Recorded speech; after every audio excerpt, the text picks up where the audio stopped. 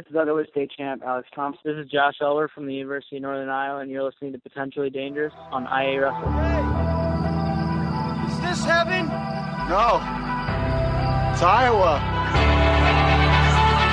From high school to international wrestling, on the mat and beyond, this is the Potentially Dangerous podcast with the guys from IA Wrestle. If you're a fighter, you like a fight. If you're an American, you like a fight. If you're an Iowa Hawkeye, you know you're going to get a fight. Subscribe to our podcast on iTunes and all your podcast-friendly apps. And follow us on social media platforms at IA Wrestle. Time to strap it up and get to the show.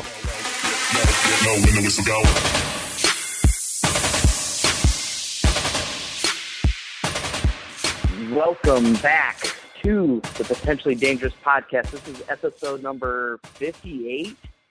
Oh my gosh, we're just rolling right along. My name is Ross Bartachek. I'll be your host, and joining me, on the hosting duties tonight is Mr. Lars Underbakke. How you doing tonight? Doing good. A lot of stuff going on all of a sudden today, so it's going to be a fun one to talk about tonight. Absolutely. We were just kind of doing our prep before the show, and thankfully another little nugget came along that we'll get to here in a minute. But we do want to, of course, thank our sponsor, My House. They do some great work. They've created some IA Wrestle fight shorts for us. Tony Hager's been pimping those out on Twitter. Hopefully you're following Hager Tony so you can figure out where he's going to be at, where he's selling these shorts at. You can head to iawrestle.com. We got banners everywhere there for you to contact Chad Lohman, the Iowa sales rep from My House. They really support us in this podcast, so we want to support them. So just kind of getting that out of the way, and now we can just jump into this news. I mean, Lars, you were the one spearheading it, so I'll just let you take it. Yeah, got some exciting news came across today. One of the top recruits in the state of Iowa, period, one of the top guys in the 2017 class, Chase Shiltz from Creston Orient Maxburg is committed to North Dakota State. So another huge get for Coach Kish up there. He's really making his way into Iowa. Got Colton Klingenfield this year. Got Shiltz coming next year. He's really filling those upper weights with these Iowa studs. Cordell Eaton too, right? Yeah. Yeah, I don't know. I'm trying to think of how many years Eaton is back, but yeah, he's definitely got some guys up there. Yeah. What you talked to him? So what did he have to say about his commitment? He was really excited. I know a lot of people wondered what he was going to do, which sport, where he was going to go, lots of different things. Or, he's not a real public guy, so it wasn't like a big publicized thing. But he just said he really kept his options open, talked to some different schools, things like that. But, he just really fell in love with the program and the school and everything up there. And he's, really excited to get to Fargo next year and start making waves on the D1. I think that's the craziest thing. I mean, Lars, it wasn't even, it might have been a month ago we did a podcast. We're talking about all the top guys where they're looking, and we didn't even know if he was going to wrestle in college. I mean, it seemed like it was either going to be wrestling or football, but to see it like just happen so quick, didn't know this was going to happen, didn't know North Dakota State was already in that deep with him. I'm really, really surprised with this. Yeah, I think you're right. I think even coming out of Fargo, I don't think we really knew, what was going to happen. It's all been kind of a little bit of a mystery. He never let on a whole lot. Last time I talked to him, I got the feeling that wrestling was definitely a viable option. I thought maybe that was the way he was leaning, but wasn't positive. And yeah, I really didn't see the NDSU thing coming. So, I know some of the in-state schools had started showing a little bit of interest, but he just said he just really loved everything that they had going on up there, and he was ready to make his choice. So, like we said, Cordell Eaton, he was a true freshman this year, so he'll be a redshirt freshman for North Dakota State. I'm trying to remember back when we did our Iowa top 10 for Intermat. That was our first year, I think, at IA Wrestle. I can't remember if Eaton was in our top 10, but I mean that 2015 class was stacked with a lot of guys. So I mean, it's kind of disingenuous to say he wasn't top 10 because that was just a really good year for Iowans, I think. But yeah, Colton Klingenpeel, definitely a top 10 kid in this class. We'll get to him later in the episode. And now, Lars, I guess we had a little bit of a disagreement already tonight that I personally think Chase Shiltz is the number one Iowan in the state. So I think Kish is making big moves, and he's not even, Shiltz isn't the only kid from Iowa listed in North Dakota State. Oh, no, absolutely. He's definitely in on a ton of kids. He's been, been getting on some lists, things like that. I know he's making a push for it. And I don't know if I'd say we had a disagreement about it. I would make the argument that Shiltz easily could be considered the top guy. Recently, we did the Fab 50, and he was number 4. Marcus Coleman was number 3, who's in that same class. But that right away, that takes out what we had as our top 3 guys in that 2017 class are now already committed, with Coleman and Leisure both going to Iowa State, and now Shiltz committing to NDSU. That leaves Max Lyon and Keaton Gertz as the next 2 on the list for that class. And I'll be really interested because I know Max Lyon listed North Dakota State. So, they both wrestled. Or no, Shiltz was at 170 this year, but they both wrestled 82 at Fargo, right? Yeah. They both wrestled 82 at State, freestyle, and then at Fargo as well. I think Shiltz maybe you could recruit Shiltz as a 74 and Lyon as an 84 if you wanted to, but I don't know. I don't know if they want to spend that much money at those weights or get both guys. Maybe this pushes Lyon in a different direction. I know, when we talked to him, you and I and Purdue and NDSU were all, really, really high on this list. So maybe they cool off on Lyon a little bit. It'll be kind of interesting to see if that has an effect on him. He had a visit to North Dakota State, didn't he? Isn't that what he said? Yeah, I think so. So, that'll be interesting to watch. Almost need to follow up, see how his interest is doing, see if he said any other visits as well. But what else was I going to say on Shiltz? God, just kind of a crazy this literally happened 30 minutes before we recorded tonight, so for the folks that don't know. But, I think it's a good move. I think he's going to fit in well there. And I can't remember what I was going to say, so unless it's going to be kind of interesting, too. Manny Rivera just left as their top assistant coach, so, they don't even have their number 1 recruiter at the moment, and, he's not even sure who the assistant coach is going to be, so that, to me, is interesting, the timing of that, too, and I'll be interested to see who they get in there and, maybe another guy for him to be able to work out with. You know what? And I just remember what I was going to say. So Shiltz is obviously he's probably going to do football because that won't interfere, but and he's going to wrestle then in the winter. But do you think, is he going to do baseball, or do you think does he? I know he's like a Crescent newspaper put out. He was like a top 10 player in the whatever his conference was. So, do you think he goes out for baseball? Do you think he finally gives, Fargo 100% of his commitment in the summer? Yeah, I'm kind of hoping, especially the fact that it's in Fargo. That can't hurt. That's true. Spending some time up there.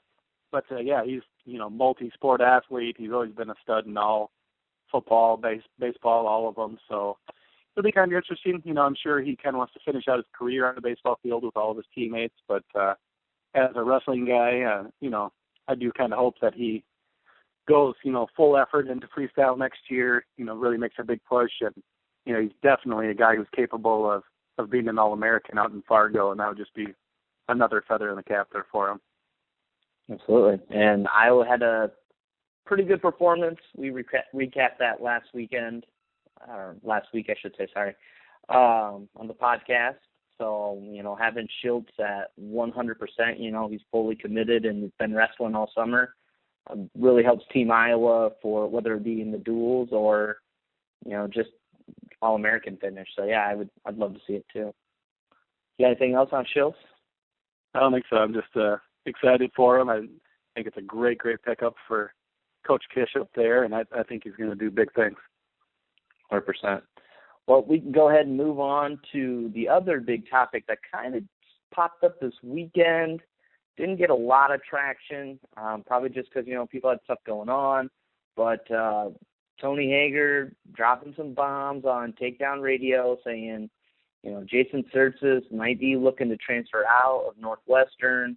Then today, we find out we talked to Northwestern, and Hager found out that Jason Tsirtsis is no longer enrolled.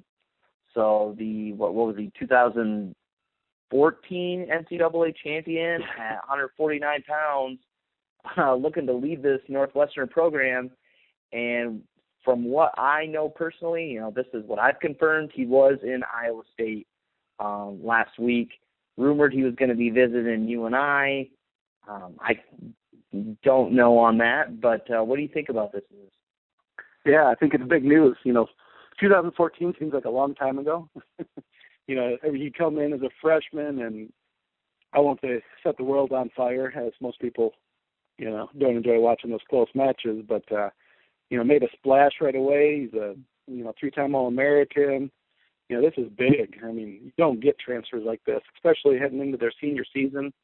Whoever lands this kid's going to be huge. I mean, that's just a huge pickup. Hopefully Iowa State and UNI, you mentioned there, our possibilities for him. I think he'd really help either lineup. He'd be an immediate impact. And, Sorensen's back and Zane Rutherford's back, but 2 finalists. But other than that, I mean, Tsirtsis is right there with them. He's going to be in the mix for a national title if he gets everything figured out. He had a rough year last year personally, but if he's got all that squared away and he's ready to go, he's as good as anybody. I would have to agree with you that, that's an instant top 4 guy. I think he just kind of had a lot of personal stuff going on that we just didn't see the same Jason Tsirtsis last year. But I do want to add that, none of this is, we've confirmed he's not enrolled in Northwestern, and we do know he was on Iowa State's campus, but there's still a lot of details that are unknown. So I guess I don't really know why he's transferring out. What's the situation there? I think that's something a lot of people would be really interested to know, why he's deciding to leave Northwestern, especially now that they named, why am I blanking on coach's name? Storiolo, yes. They named him, head coach for good. They brought in Andrew Howe. They brought in Cody Brewer. Seems like they have a lot of good talent on the coaching staff. Definitely interesting dynamic. And I do know, a lot of chatter's already starting to talk out there, and they're saying, if Iowa State landed him, what would that do to the lineup?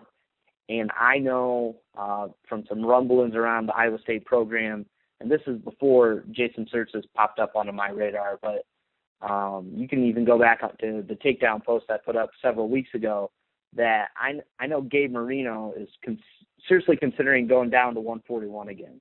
So, bringing in Tsirtsis, I don't see how that causes a problem with Iowa State when their current 41 or 49 pounders are already thinking about going down. So this could be a huge impact. Yeah, it either squeezes Marino or Meeks. You have Meeks sitting there too. A lot of people were wondering what weight he was going to end up, whether it be 41, 49.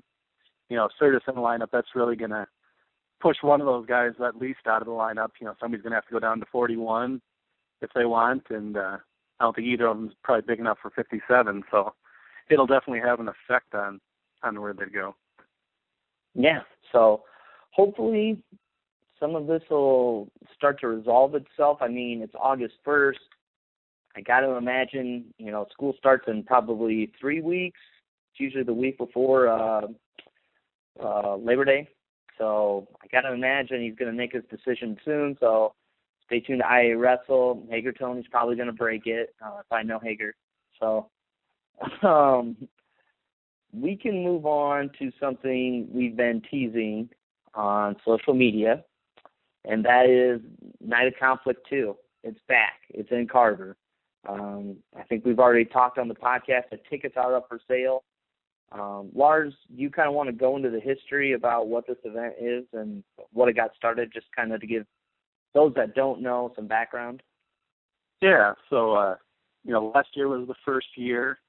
The guys over here at IA Wrestle decided to create a dual meet, try to get some of the best talent in Iowa, some great matches against some of the best talent from across the United States.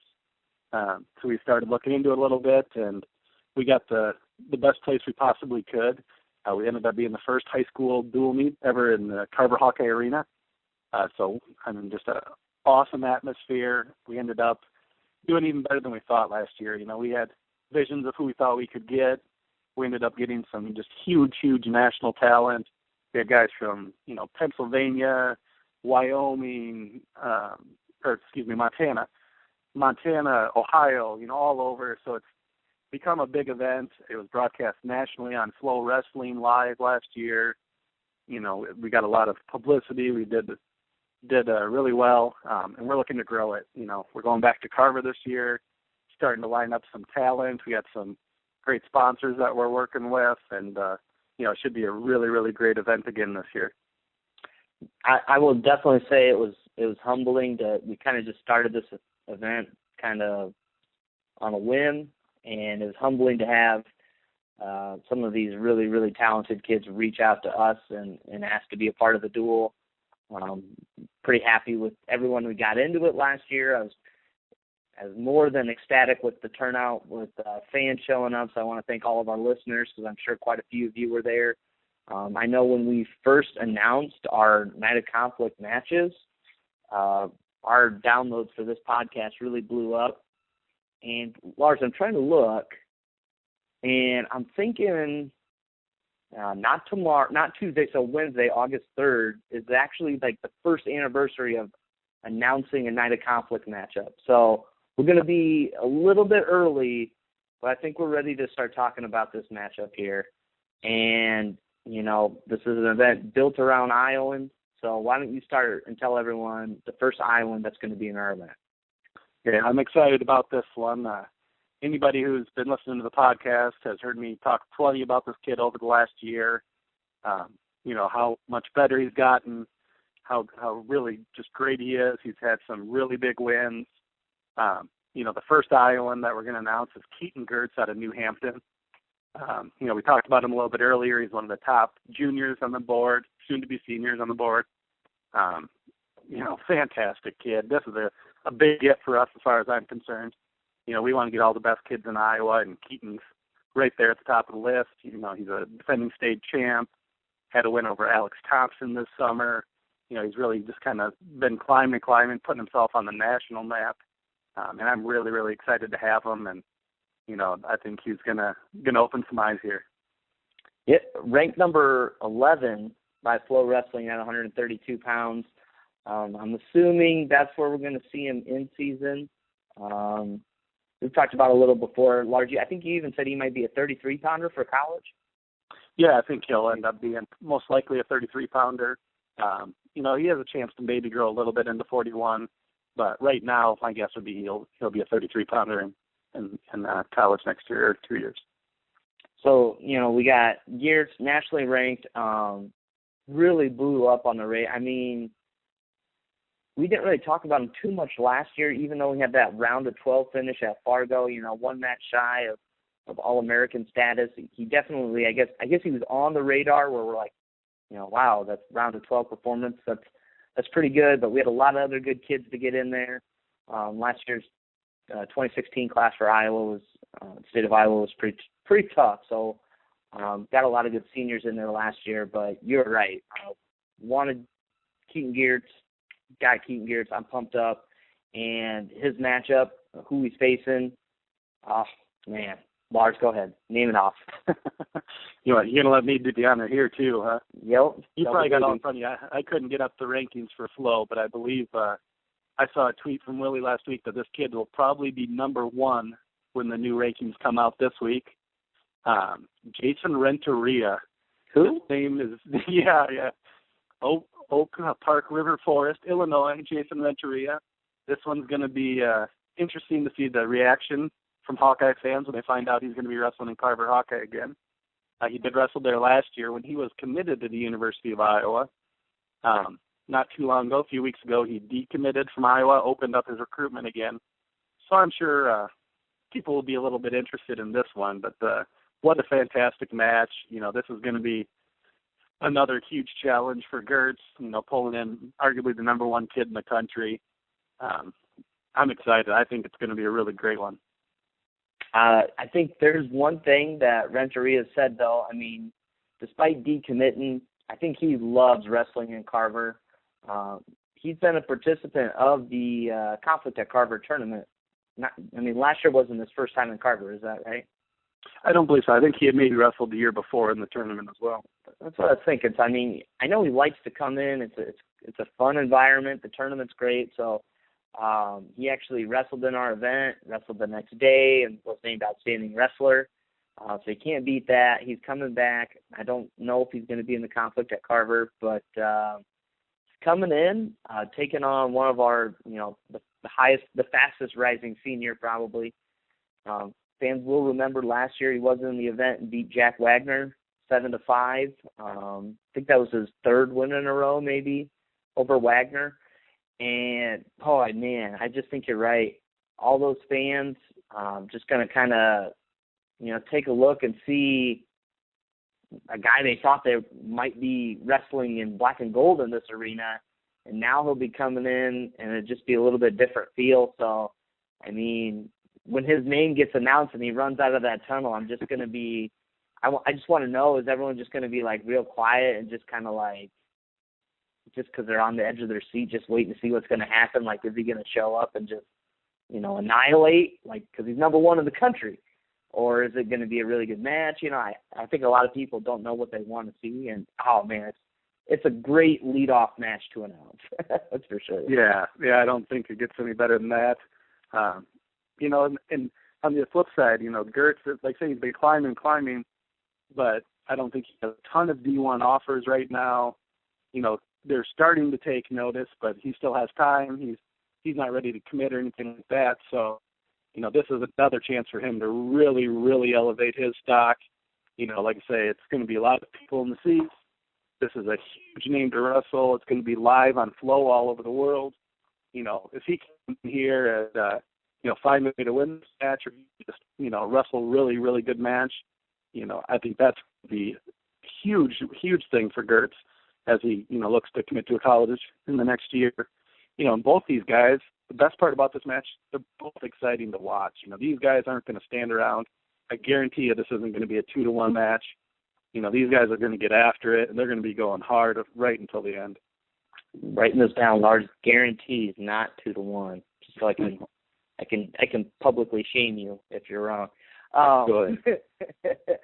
No, this will be great. And like you say, this will be a good opportunity. I know we have a coach. Well, I'll just say John Reeder's already re-upped his credentials. He sent in a request. So, South Dakota State's definitely going to be there. So this is just a great opportunity to showcase some of those guys that are still looking to pick up offers. It'll still be, I guess that's right around the time kids are starting to do official visits there in October. So, a lot of opportunities for a coach to maybe bring it up and say, yeah, I saw you wrestle the night of Conflict, and maybe Gears picks up a few more offers. This definitely put him on the map with a win, and I think we're all pretty confident, regardless that he's wrestling potentially the number one kid at his weight, that there's not a doubt he's going to be in this match, right? Yeah, I think so. I think he's opened our eyes. I think how good Keaton Gertz is. I think a lot of people around Iowa know how good he is. So I'm just excited for everybody to get to see it. 100%. So that's the night of Conflict matchup right there. We're in the process of talking to more kids, whether they're in state, out of state. We've had lots of conversations. We got those feelers out there, so look for, potentially another match to come from Twitter this week. If you're listening earlier in the week, you're look later then. But next week on the podcast, we're hoping, just keep setting these matchups up, keep building the interest. Lars, you got anything else to add on this? No, I think, like I say, we're putting in the work. We're really starting to hit the pavement a little bit on these, so hopefully we'll have more coming. But I do, we have a lot of kids that have expressed interest in wrestling in it. Just because we haven't necessarily contacted you yet doesn't mean that we're not interested. This is a tough thing to do. We can't ask 40 kids and all of a sudden all of them say yes. You got to kind of take your time a little bit. So there's still kids out there that we haven't talked to that we'd love to have. So just be on the lookout. Invites can still be coming. Well said. Well said. Invites may still be coming. We're working through as fast as we can, folks. We can move on to Iowa USA Wrestling, releasing some awards. We can kind of go through, I don't think there's a lot of debate we can have on these, but mostly just a little bit of recognition for those guys. The Junior Wrestler of the Year was Colton Klingenpeel. What are your thoughts on that selection? It's a solid choice. I was just a little bit surprised. I thought maybe Gannon Gremmel would get this just based on his national title this year. But the thing is that, where I'm seeing Klingenpeel from is the fact that he's everywhere. This kid lives and breathes Freco. He does both styles. And like I say, he travels all over the place. So I think it's a really solid choice. Everybody's heard us talking about Klingenpeel on the podcast. We're all huge fans. So great choice. My only thought was, I was a little surprised not to see Gremmel, but he didn't wrestle Greco, and he's been spending most of his time in Ames preparing for college, not necessarily going to all these freestyle and Greco tournaments. So great choice there with Klingenpeel. Yeah, that's a good call. Klingenpeel, he was at everything, man. Oh, yeah. Everywhere I went, he was there. Exactly. So congratulations to Colton Klingenpeel, North Dakota State Bison, next year. Moving on to the Cadet Wrestler of the Year was Spencer Trineri, the Greco-Roman heavyweight champion. What do you think about that selection? Yeah, great choice. Again, I think part of the thing here was wrestle both styles. Colin Shriver had to get a lot of consideration here too. Everybody's known Colin forever. He was a national champion in freestyle, but Trineri was a national champion in Greco.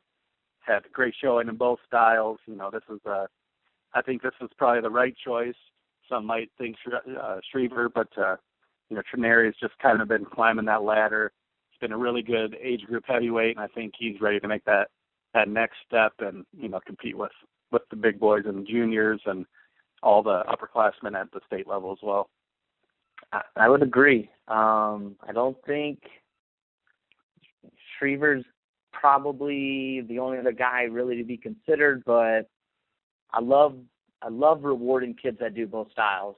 I'm going to go out and say that. I mean, there's a lot of really good kids on our freestyle team that probably could have been All-Americans in Greco and could have pushed us over top team-wise. I know it's a grind to wrestle that many matches over a week, but I love Spencer Trineri going out there and getting it done, and he definitely deserves that award. So congrats to Spencer.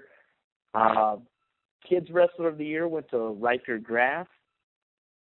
Any thoughts on that? Yeah, really solid choice. That's got to be a tough one. I don't know what all criteria they use on that. There's tons of great kids across the state. We could list tons of them. But Riker Graff's as good as anybody. I think it's a really solid choice. I don't know how anybody could argue against it. Yeah, there's a lot of splitting hairs. So I'm cool with it. I'm not going to argue Iowa USA Wrestling. They probably put a lot more research into who they wanted to select for that award. So I think this one was probably unanimous. The Women's Wrestler of the Year went to Rachel Waters, national champion once again for junior women. So, unless you got just more heaps of praise to go on her.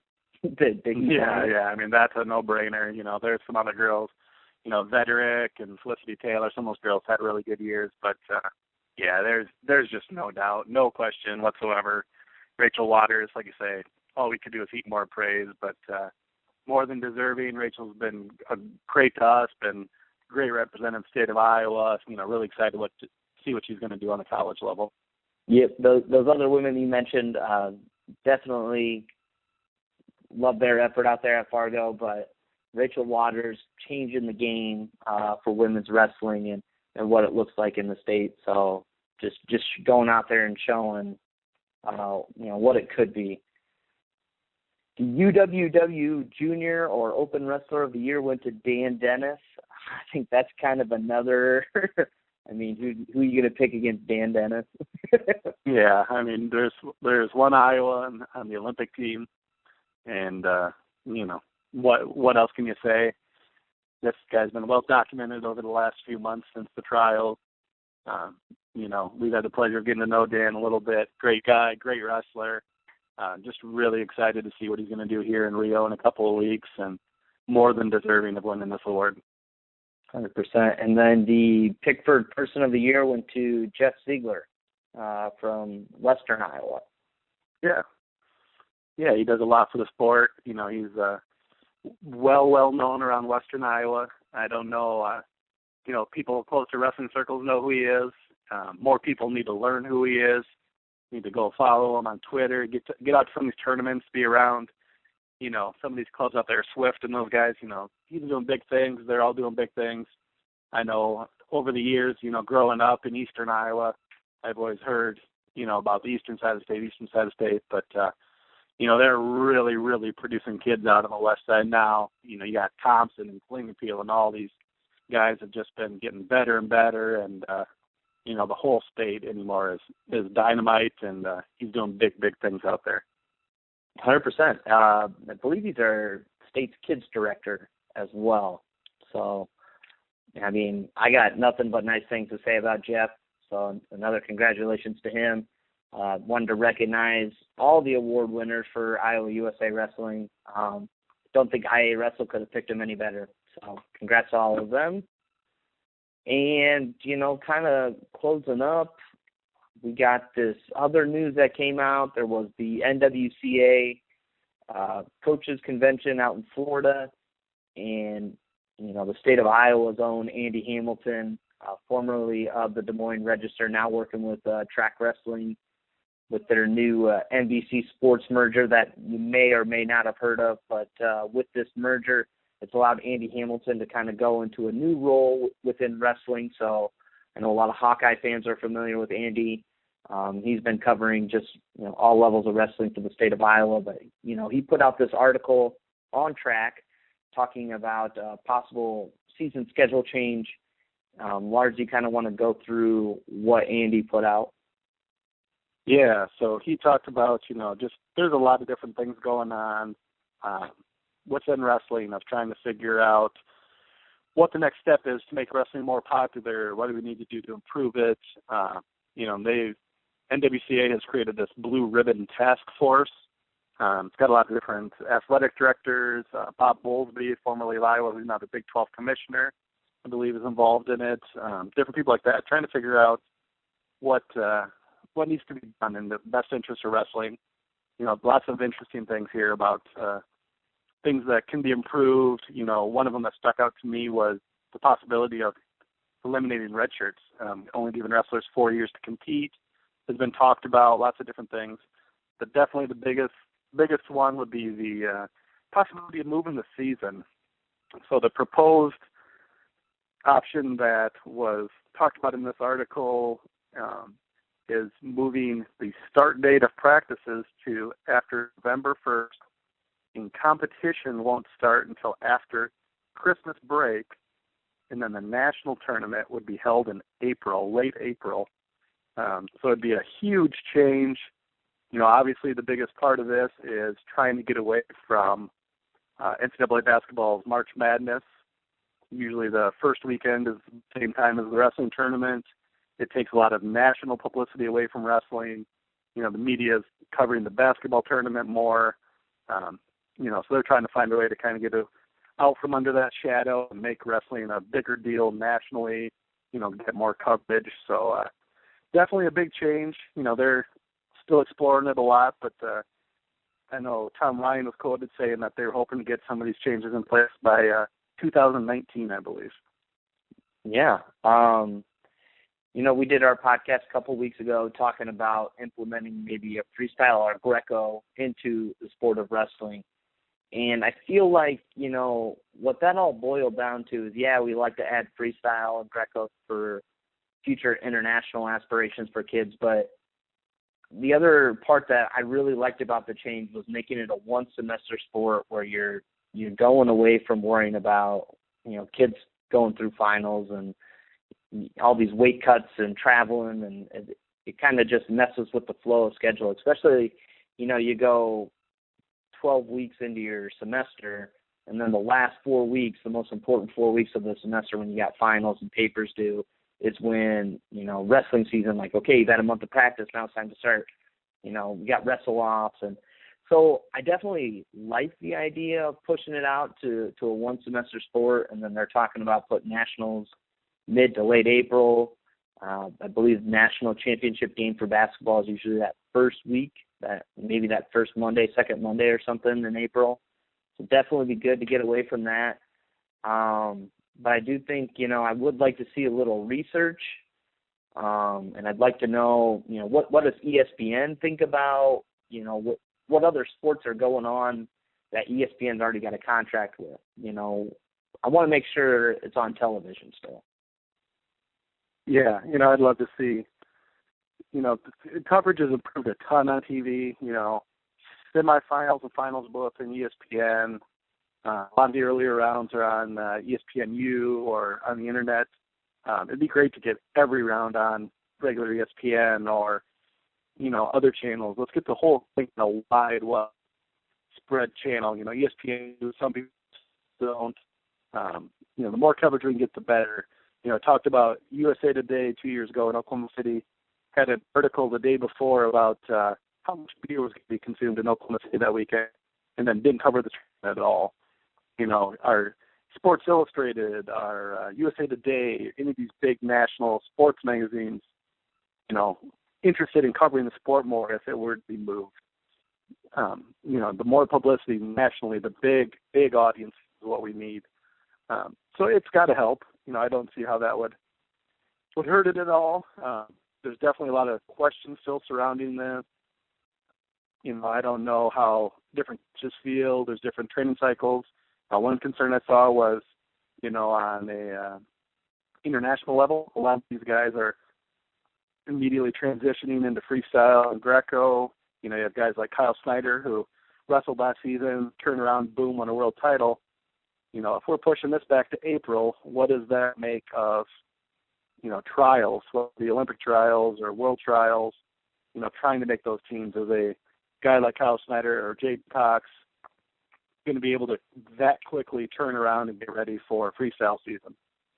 I think that's a really big question. Are we taking away from our senior level freestyle and Greco teams?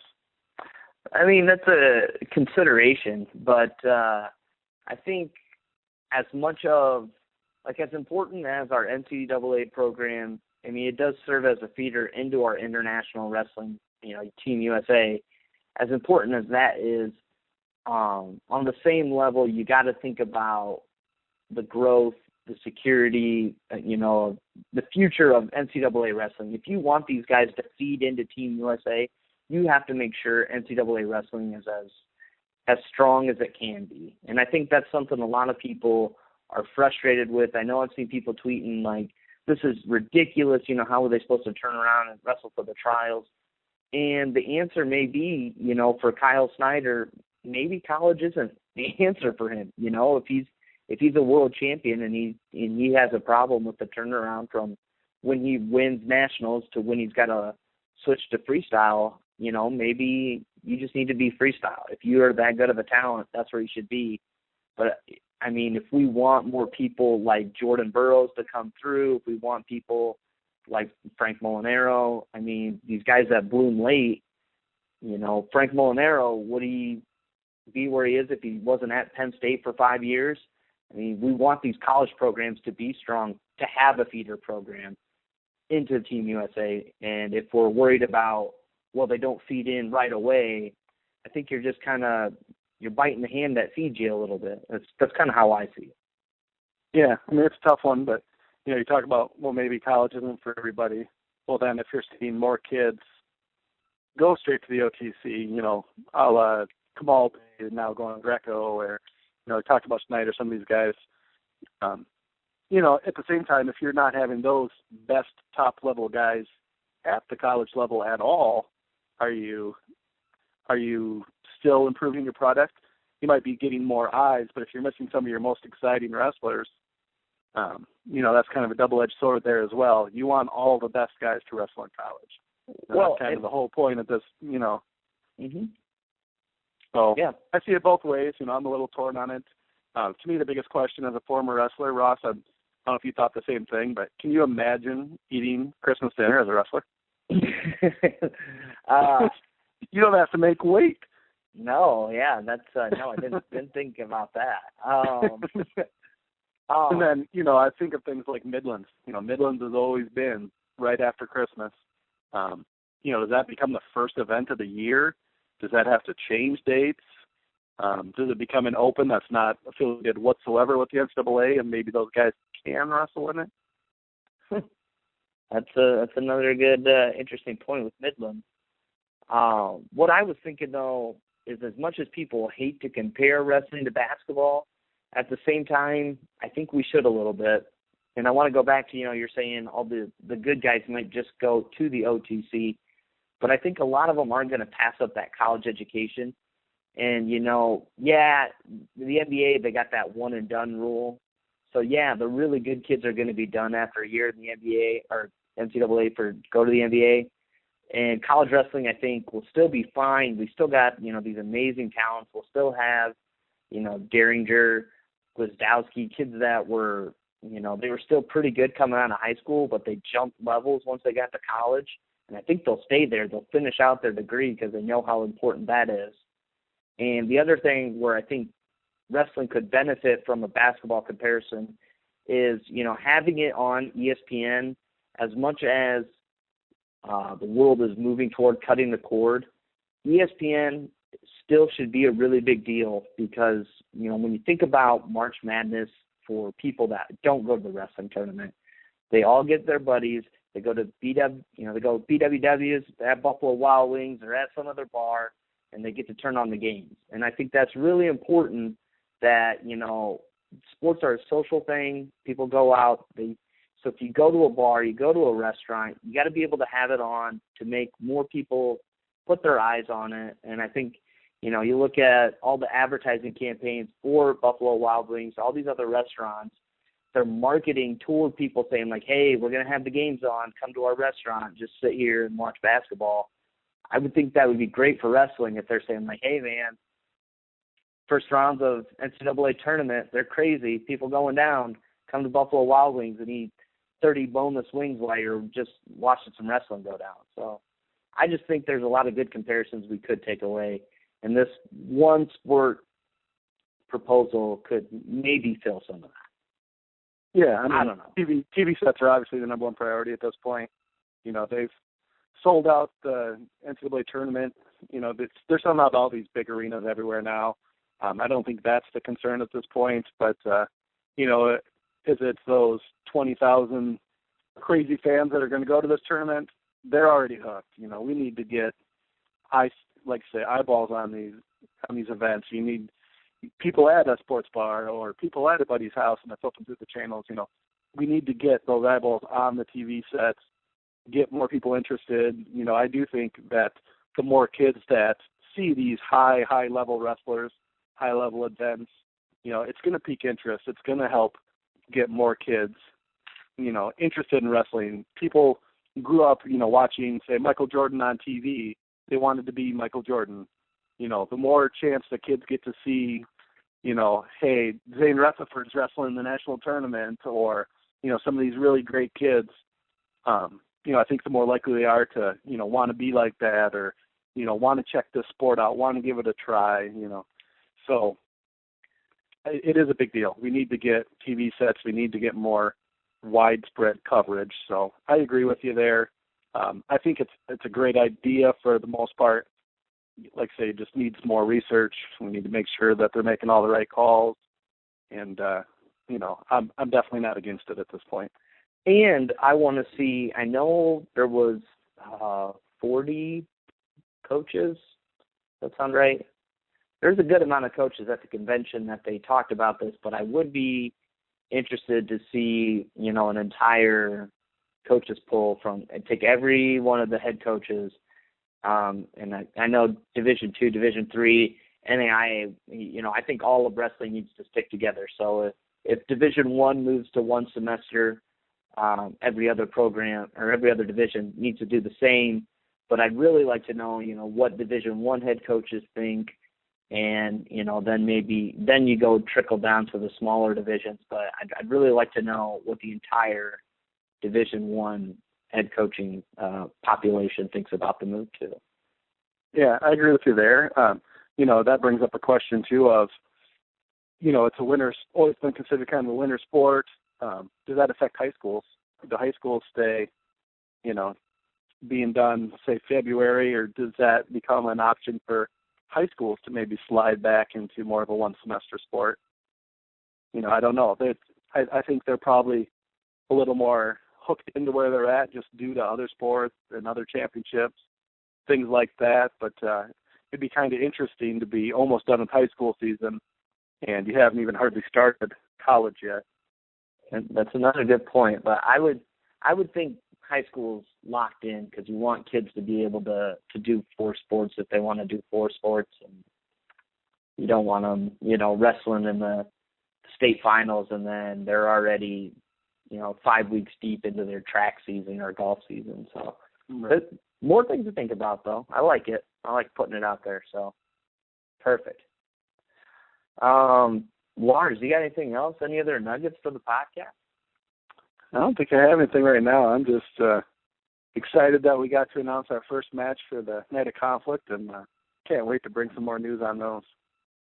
Absolutely. And like I said, Lars he'll be having his finger on the trigger to blow some more matchups here, hopefully soon, hopefully this week.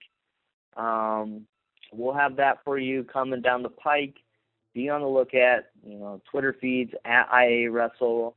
We're on Twitter, Facebook, Instagram, so make sure you're following there to see where the announcement's coming. We'll probably tease it so to look there. But this has been episode 58. Again, want to send a shout out to My House Sportswear, Towel Tapper, great sponsors of the program. So thanks everyone for listening, and have a good week. Get low when the whistle goes.